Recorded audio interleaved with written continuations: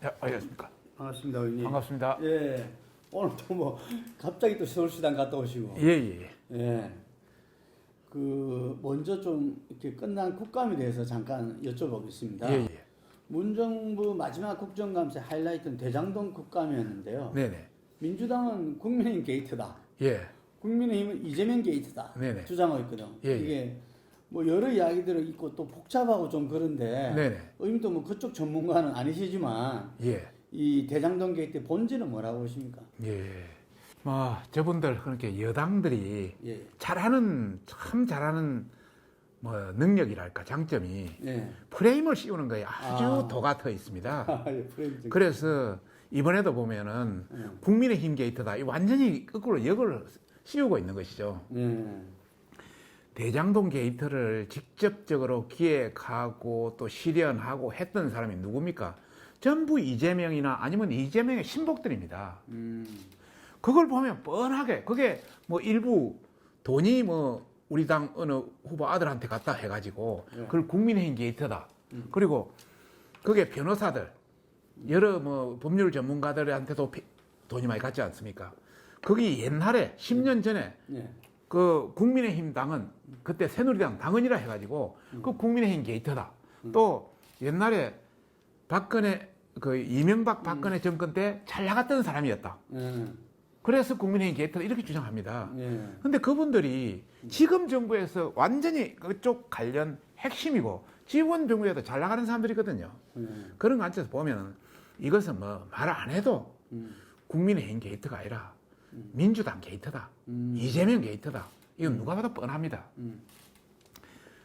제가 서울시에 오래 근무를 했고 예. 또 구청장도 구청장도 했고 하기 때문에 이 분야에 대해서 누구보다 잘 압니다. 아, 예, 그렇군요. 재개발 재건축에 대해서 많은 것을 봐왔고 예. 또 서초구의 재개발 재건축이 재건축만 해도 한 70개가 넘고요. 재개발을 해도 거의 한 80개 넘게 되는데 그런 걸 하다 보면 훤히 들여다 보입니다. 아, 이번 대장동 게이트의 이 게이트가라고 할 수 있는 핵심은 딱 세 가지입니다. 아, 예. 핵심은 뭐 여러 사람이 다른 말을 많이 하는데 왜 이렇게 돈을 많이 남기고 이렇게 할 수밖에 없은 게이트가 됐는지 우선 첫 번째는 땅을 싸게 살 수 있게 해준 겁니다. 아, 토지 수요. 재개발 재건축은 땅 사기가 굉장히 어렵습니다. 민간한테 맡겨놓으면 땅 사는데 10년, 20년 걸립니다. 굉장히 땅 사기 어려워요. 서로 협상이 안 되고 알박기도 있고요. 예. 그런데 이번에는 왜 이렇게 됐느냐? 이재명이가 민간개발 플러스 공영개발, 공영개발이라는 개념을 넣었기 때문에 그냥 토지 수용이 가능했던 겁니다. 그렇죠. 그래서 10년 이상의 기간을 아끼는 거죠. 그러니까 돈이 많이 남게 되는 거죠. 싸게 사고 기간 아끼고.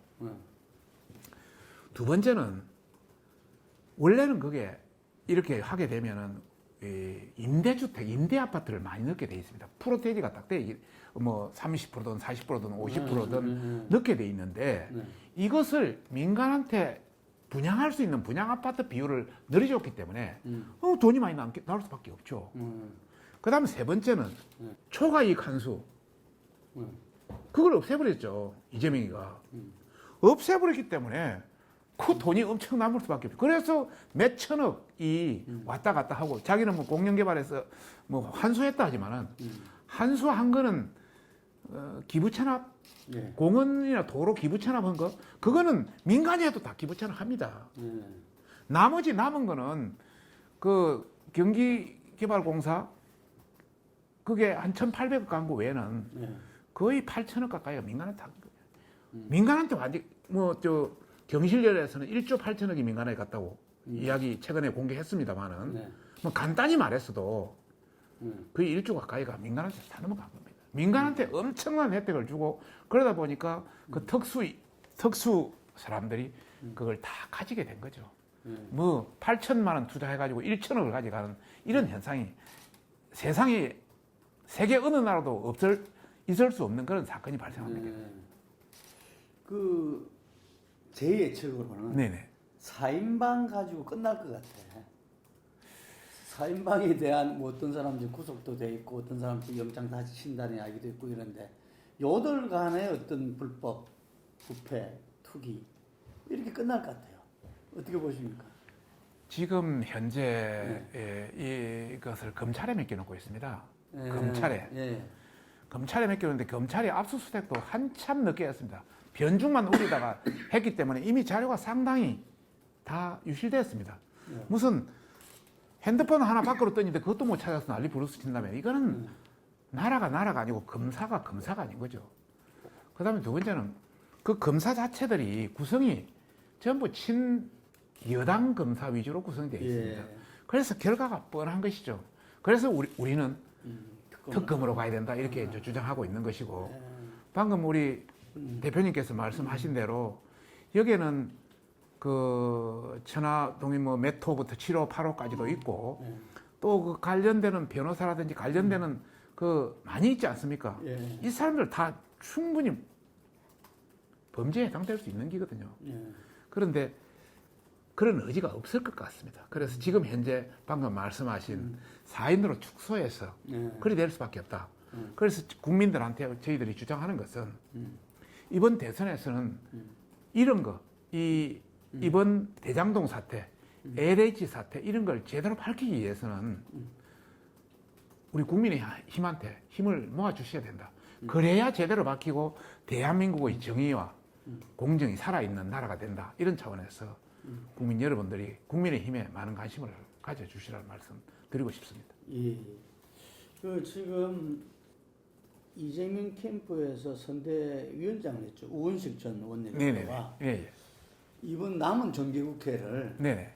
이재명표 정책, 예. 이재명표 예산으로 만들어야 된다. 예. 뭐 이런 이야기를 예. 했어요. 예, 예. 당장의 기본 시리즈를 갖다가 네네. 예산에 반영해야 된다. 예, 예. 이좀 현실적으로 가능합니까? 지금 기본 정책, 뭐 예를 들어서 기본 시리즈, 기본 주택부터, 기본 임금부터, 기본 소득부터, 뭐 기본 뭐 의료부터 뭐 다양하게 이야기를 기본으로 이 시리즈를 내놓는데요. 지금 기본소득 관련해서 핵심이 이제 기본소득 아니겠습니까? 기본소득에서 세계 여러 나라가 시행 중이지만은 실험만 했을 뿐이지 세계 어느 나라가 정상적으로 그걸 도입한 나라가 없습니다. 도입하더라도 일부 지역만 도입했을 뿐이고 그걸 아직 전역으로 확대한 나라는 없습니다. 거기 좋다면 선진국에서 서로 도입했겠죠. 그런 차원에서 아직은 이것은 학자들의 주장이다. 이것을 대한민국이라는 큰 나라 5천만 세계 10위권의 경제 대국에 이걸 도입한다는 아무 실험도 제대로 하지 않고 도입한다는 것은 이것은 대한민국 전체를 모로못도로 보는 것이다. 이런 차원에서 저들은 큰 모험이다. 이것을 국가의 큰 모험을 저질러서는 안 된다. 이런 사람을 대통령으로 우리가 뽑아서는 안 된다. 이런 말씀을 드리고 싶네요. 예를 들어서 가정에도 우리 대표님 가정에 가족들이 있을 겁니까? 딸, 뭐 아들, 뭐 저 사모님도 있을 것이고 그러면 전체 인기를 끌려면 딸한테도 1억 주고 아들한테도 1억 주고 사모님한테도 1억 주고 그러면 좋아하죠 그분들. 그러나 그 3억은 누가 부담합니까? 대표님이 결국 대표님이나 아니면 같이 부담할 수밖에 없는 거예요. 지금도 돈은 주지만은 그 상당수가 부채예요. 국가 부채예요. 부채가 뭐 1,100조씩은 이 사람들이 와가지고 4년 지금 5년 가까이 뭐 4년 반쯤 됐는데 500조 되던 걸 1,000조로 늘려놨어요. 더블로 늘려놨어요. 그 돈은 그냥 하늘로 나가는 게 아니고 우리 자식들이 갚아야 될 돈이에요.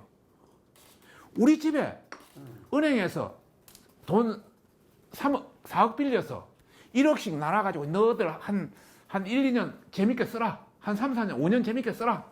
하면 다 좋아하죠. 그러나 그 4억은 은행에서 공짜입니까? 아니, 이거는 갚아야 되거든요. 미래 세대라든지 자기의 능력을 고려하지 않고 기본 정책 시리즈를 시행한다는 것은 이것은 완전히 포퓰리즘의 중의 포퓰리즘 정책이다. 세계 어디도 지금 제대로 하지 않는 정책, 우리의 재원도 고려하지 않는 정책, 이런 것을 대통령 후보가 그대로 치고 나간다는 것은 국민들한테 물론 우리 국민들 중에 한 30%는 뭐 그런 대로 사시고 중산층 다 30% 정도가 중산층이라 생각하니까 한 60%는 자기가 아직은 조금 어렵다고 생각하시는 분이 많습니다. 네. 그분들한테는 먹혀들 수도 있는 문제입니다. 음. 표만 생각하는 경우는요. 예.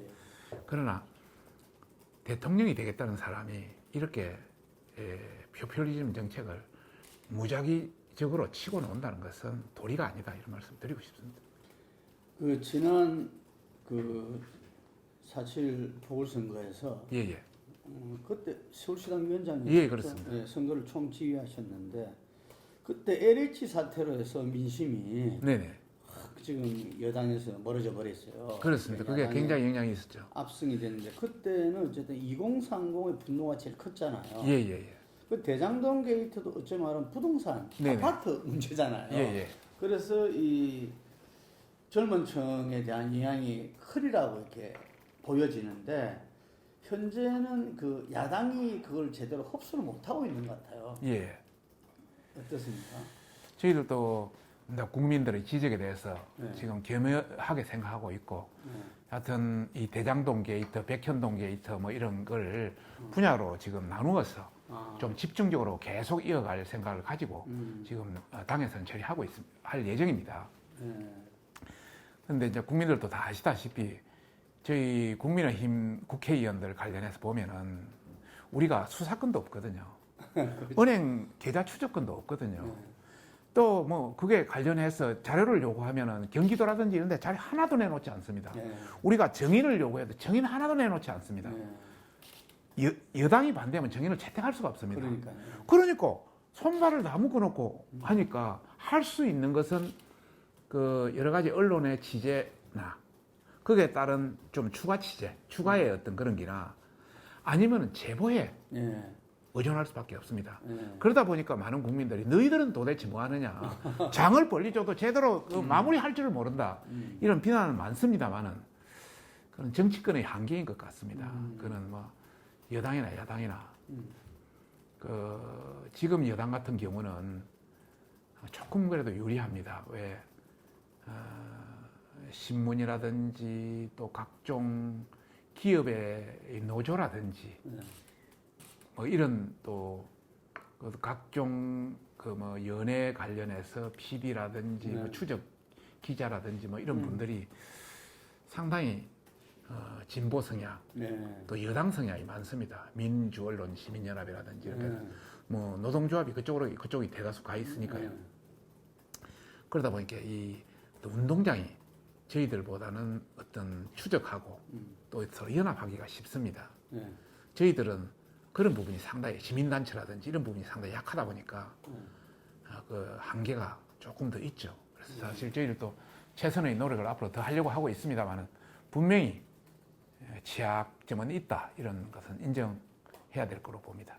국민들이 들을 때는 대장동이 이렇게 불법이 확인되면은 다시 해야죠. 하겠다 이렇게 할 수 있는 걸로 생각. 해야죠. 맞습니까? 불법이 되면은 당연히 한수해야 됩니다. 그리고 지금 가져간 사람들, 뭐 돈을 50억씩 가져간 사람들 있잖아요. 예, 50억. 그런 것도 전부 한수 조치 가능합니다. 법적으로 따지면은 불법이 원천이 불법이기 때문에. 그러니까 지금 좋아할 것도 못 됩니다, 저 사람들. 그렇겠네. 그러니까 지금 차라리 털라면 지금 털어라. 어차피 그 돈 가지고 있다 나중에 그 돈도 뺏기고 이재명이 뭐 그것도 골치 아프니까 지금 공개할 수 있으면 지금 제보하고 공개해라. 그러면 그게 훨씬 낫다. 이런 말씀을 그분들한테 드리고 싶어요. 양심선언해라. 양심선언해라. 결국 가지고 있다 나중에 다 뺏긴다. 알겠습니다. 하여간 이게 특검 여론은 높은 것 같아요. 예예. 근데 여당에서는 특검을 안 받는다 이러는데 이상민 선관위원장은 자기 소신으로는 특검을 받는 게 좋다 이런 말을 하더라고요. 여당 내에서 제가 몇 분 들어봤는데 이상민 위원장 외에도 특검을 고려해야 되지 않나 이런 이야기도 있더라고요. 지금 주간조선 뭐 케이스 리서치에서 한 거 보면 73%가 특검을 해야 된다 이렇게 주장하고 있고 다른 조사도 보면 거의 65% 정도 내외가 특검해야 된다고 다 주장하고 있습니다. 이걸 보면 절대다수의 국민이 이거는 분명히 문제가 있다. 그리고 이 대장동 비리 관련해서 이재명 책임이다. 이것도 60%가 훨씬 넘습니다. 그런 걸 보면은 국민들은 알고 있다. 여당 편, 진보 편 한 30%, 그분들만 그냥 똘똘 뭉쳐서 아니다고 주장하는 것이지 그 야당의 지지자들 중도까지도 이거는 이재명 책임이고 특검해야 된다 이렇게 주장하는 게 확실히 맞죠. 그리고 73%까지 특검해야 된다 노는 거 보면은 여당의 일부도 특검을 해야 된다 주장하고 있는 것이죠. 그런 것 같습니다. 예. 예. 국민의힘이라든지 이렇게 이 정권 교체를 바라는 국민들 사이에서는 누가 되는 게 중요한 게 아니라 정권 교체 되는 게 중요하다. 그렇습니다. 이런 이야기를 많이 하시잖아요. 예. 근데 실제로 보면 정권 교체가 지금 유지보다 20% 정도 높아요. 예. 높은데 실제 후보들 보면 비슷하게 나오거든요. 예. 어떤 데는 이재명 후보한테 두 분 다 이렇게 3% 뭐 2%씩 뒤지는 걸로 나오고 그게 오차 범위 내에 있거든요. 이게 정권 교체 20% 차이가 나는데 이게 왜 이런가? 이렇게 보니까 그 이유가 정권 교체를 지지하는 사람들이 그 국힘의 후보를 지지하는 게 60%밖에 안 되고 정권 유지를 바라는 사람들은 민주당 후보한테 86%나 돼요. 이게 지지 결집도가 차이가 난다 이런 이야기거든요. 이번에 그 주간조선에서 조사했더라고요. 그거는 그렇게 좀 느끼십니까? 아무래도 그러지 않겠나. 정권 교체는 다양한 사람들이 지금 있다고 봐야 되겠네요. 통상적으로 그 야권 지지층, 여권 지지층, 중도층 세 개가 있지 않습니까? 총 세 개가 있는데 이게 우리 정권 교체를 바라는 쪽은 정권 교체를 바라는 쪽이 거의 한 60% 수준 되거든요. 그렇죠. 그럼 우리를 지지하는 뭐 주간조선 말 맞다라 우리를 지지하는 쪽이 한 30% 고정층이라면 정권 그걸 하는 지지층 중도층이 한 37% 정도 되거든요. 합쳐도 60, 한 5%, 7% 되지 않습니까? 그러니까. 그러면 이 중도층의 상당수는 아직 정확한 방향을 못 정한 거죠. 그런 차원에서 본다면 후보로 들어가서는 정확하게 못 잡았다. 그래서 결론적으로 이야기하면은 저 여당을 지지하는 고정층, 뭐 주간조선의 표현을 빌면 여당을 지지하는 그 한 30%, 33%에 되는 고정층은 80% 이상이 완전 민주당으로 그냥 딱 여권으로 딱 그냥 완전히 그게 굉장히 공고한 콘크리트고 우리 쪽을 지지한 정권 교체를 지지한 쪽은 우리 쪽 30% 플러스 중도층도 우리 쪽이 들어와 있기 때문에 그분들의 성향은 아직까지 안정한 성향이 많기 때문에 우리는 60% 저쪽은 80% 넘게 이렇게 나오지 않나 생각하고 있고요. 이게 이제 그게 이제 첫 번째고 두 번째는 아직 우리는 4명의 후보가 확정되지 않았잖아요. 후보가 한 명을 확정되면 우리도 결집도가 더 강해질 것이다. 저는 그렇게 두 가지로 생각하고 있습니다. 근데 이제 지금 여야의 1위 후보들, 저기는 이재명 후보로 확정됐지만 그쪽도 이재명 후보의 후보 리스크를 이야기 많이 하지 않습니까? 근데 지금 야당 또 윤석열 후보의 후보 리스크가 그 많잖아요. 저는 본부장이라서 뭔가 싶었더만 본인 부인 장모 이 리스크를 이야기하던데 어떻습니까? 우리 시당위원장으로서 봤을 때는 막 그거는 이 본선에서 이렇게 승리하는 데는 발목을 잡지는 않을 거다. 뭐 이런 게 있어야 되지 않습니까? 경선에서 치열하게 서로 이야기할 수 있는 것은 이렇게 치열하게 나와버려야 본선에서 이야기하더라도 이미 그 백신 주사를 맞는 형태가 됩니다. 예방 주사의 효과가 있기 때문에 굉장히 저는 오히려 괜찮다. 그런 차원을 생각하고 있고요. 두 번째는 그 뭐 윤석열 후보도 뭐 여러 번 이야기를 했습니다만은 본인이나 그 부인이나 장모님 관련해서 그렇게 자기가 책임질 일은 하지 않았다. 특히 검찰총장이라는 이런 거 있을 때 그게 책임질 일은 하지 않았다. 이렇게 주장하고 있기 때문에 그걸 그대로 믿을 수밖에 없는 거죠. 지금으로서는. 그리고 저도 뭐 공직 경험을 오래 했습니다만은 공직에 오래 담은 사람은 굉장히 몸조심 많이 합니다.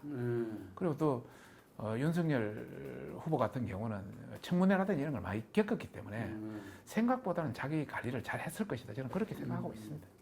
그래서 크게 뭐 걱정 안 해도 되지 않겠냐. 불안했던 것보다는 TV 토론을 그래도 무난하게 한 것 같아요. 처음에 다 엄청나게 TV 토론에서 완전 깨질 수 있다 이런 예측도 있었는데 이분이 사실 말씀하시는 게 좀 어눌하시잖아요. 어눌하시고 검찰에서 오래 있는 분들이 또 다방면에 잘 알지를 못하거든요. 사건 사고 이런 것만 제대로 하지 무슨 경제나 뭐 이런 걸 다 공부하지 문화나 무슨 교육이나 이런 걸 다 공부하지 않잖아요. 그래서 상당히 대선 후보들 간의 토론에서는 걱정을 많이 했는데 뭐 그런 대로 무난하게 잘 하고 계시는 그렇죠. 갈수록 실력이 좀 나아지는 것 같더라고요. 그래서 그때 이제 제가 듣기로는 예, 직후에 진짜 합당할 생각이 있었더라고요. 있었습니다. 예. 저한테도 이야기가 있었습니다. 그러니까 근데 빠그라진 어쨌든 대선에서는 그 안철수 단일 없이는 정권 교체 어렵다 이렇게 보시는 거죠. 그러죠. 지금 분위기라면 예. 지금 분위기라면 안철수 단일 안 되고는 정권 교체는 어렵습니다. 압도적으로 되지 않는다면은 예, 지금은 뭐 팽팽합니다 양쪽이. 그래서 지금 의원님 가장 어려운 어쨌든 국힘에서 서울시장 선거를 시당위원장으로서 차기 대선 여야 지금 여당이 어쨌든 간에 일정 정도 좀 밀리는 입장이잖아요. 지금. 예. 그 야권에서도 이 남북 관계 또 어찌 될지 모른다. 그리고 그 위드 코로나로 해가지고 사람들이 코로나에서 자유로워지면은 그게 상당히 정부 지지 쪽으로 갈 수가 있다는 거하고 그리고 마지막 추경으로서 또 어떻게 할지도 모른다. 그 지난 총선을 봤을 때 그래서 지금 이렇게 좀 이렇게 분위기 좋다 하더라도 그때는 어찌 될지 모른다 이런 말을 하는 분들이 많더라고요. 지금 대표님 말씀이 저희들도 100% 인정하는 겁니다. 예. 지금 현재 분위기로 본다면 정권 교체냐 재창출이냐 하면 정권 교체가 20%는 없습니다. 예. 그다음에 국민의힘이냐 민주당이냐 하면 저희들이 한 4, 5%는 없습니다. 예. 그다음에 국민의힘 후보자 전부 합계와 민주당 이제 이재명 혼자로 됐으니까 합계 무리가 높습니다. 이런 걸 본다면 그리고 현 정부가 제대로 일을 해, 뭐 여러 가지 부동산 정책이라든지 세금 정책이라든지 각종 교육 정책이라든지 경제 정책이라든지 이런 관점에서 비판적인 목소리가 높잖아요. 이런 관점으로 본다면 저희들이 유리한 건 사실입니다. 예. 그런데 지금 1대1로 붙이면 큰 차이가 없거든요. 예. 여기에서 방금 말씀하신 세 가지 변수가 큰 요인이 될 수 있다. 그래서 저희들을 걱정하는 겁니다. 우선 지난번 전환 앞에 지방선거 때 싱가포르 하고 나서 박살 나버렸잖아요. 예. 박살 나버렸잖아요. 그래서 우선 첫 번째가 사람들은 이북 관련 변수가 예방 주사를 맞았기 때문에 절대 그렇지 않다. 사람들이 속지 않는다. 이렇게 일부 이야기하는 사람도 있습니다만은 저는 그렇게 보지 않습니다. 북한 김정은이가 우리나라 온다든지 제주도로 온다든지 종전선언 한다든지 또 시진핑이가 한국 온다든지 뭐 특별한 다른 거 있다든지 하면은 전체가 변하지 않더라도 2%가 변하면 4%가 변하고 그렇죠. 3%가 변하면 6%가 변합니다.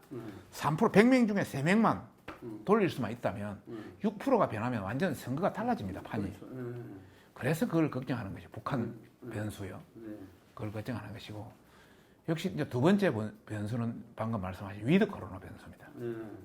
지금 코로나가 우리가 70% 이상 지금 계속 여건이 지금 군부를 때우고 있습니다. 그래서 어느 순간 내년 1월 1일 기점으로 해서 완전 자유화 그냥 코로나 관련 자유화 전 그하고 뭐 여행 풀어버리고 그냥 완전히 그 어떤 세계에서 처음으로 그냥 완전 자유화를 시킨다든지 뭐 이런 관점에서 한다면 국민들도 뭔가 달라질 수 있는 여지가 있다. 왜 1, 2월, 3월 9일이니까 2개월밖에 없거든요. 그래서 분위기를 완전히 그쪽으로 계속 몰아가는. 그리고 거기에 곁들여서 우리나라가 백신을 지금까지 제대로 못했는데 뭐 두 회사, 뭐 삼성바이오로직스라든지 SK바이오사이언스라든지 또 다른 회사 있잖아요. 이런 그 코로나 백신 관련해서 국산 코로나 뭐 이런 관련해서 발표해 오고 우리 맞는 뭐 변이까지 잡는 뭐 이런 걸로 막 몰고 나간다면 그거 아주 실정하는 데는 거의 없으니까 그렇게 한다면 분위기도 조금 달라지지 않을까. 이것도 뭐 100명 중에 2~3명만 잡으면 되니까요.